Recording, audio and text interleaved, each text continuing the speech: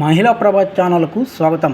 Super 6 పథకాలు, ఎన్నికల హామీలను కూటమి ప్రభుత్వం తక్షణమే అమలు చేయాలని విజయవాడలోని ధర్నా చౌక్ నందు ప్రగతిశీల మహిళా సంఘం డిమాండ్ చేశారు.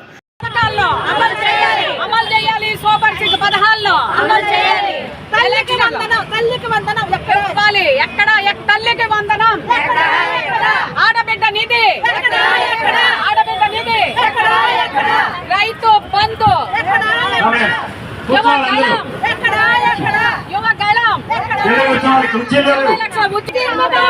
చంద్రబాబు కాదు, మహిళలను మోసం చేసే చంద్రబాబు కాదు, చంద్రబాబు కాదు. ప్రగతిశీల మహిళా సంఘం రాష్ట్ర ఉపాధ్యక్షురాలు.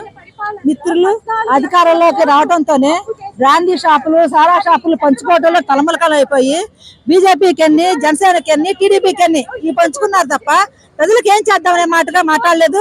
గుడ్ల వల్లేరు కాలేజీలో మహిళల్ని బ్లూ ఫిల్మ్లు తీస్తున్నారు పక్కన అని చెప్తే ఆ కేసు తొక్కిపెట్టాడు హోమ్ మినిస్టర్ గాని, పవన్ కళ్యాణ్ గాని దాని గురించి పట్టించుకోలేదు.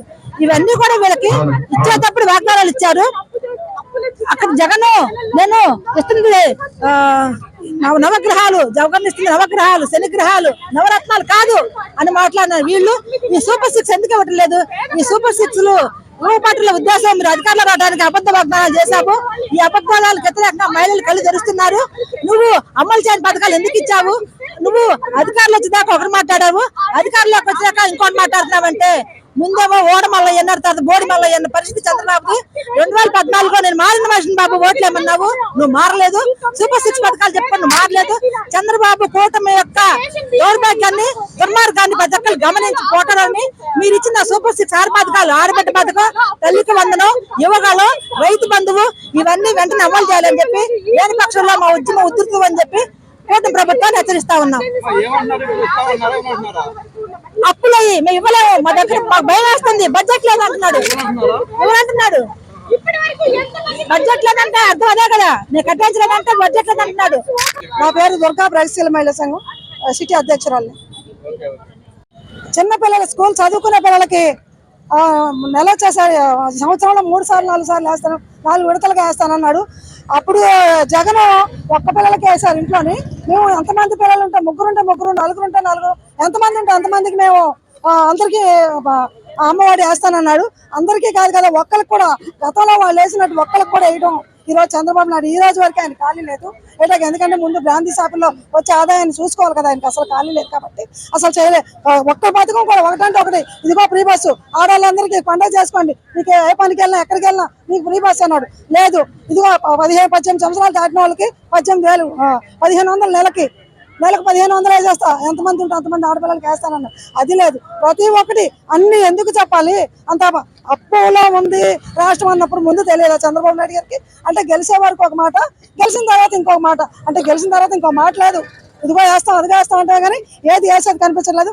జనాలు బాగా మోసం చేస్తున్నాడు. కరెంటు బిల్లులు ఈరోజు 500 వచ్చిన వాళ్ళకి 1,200, 1,500 కరెంట్ బిల్లు వస్తుంది.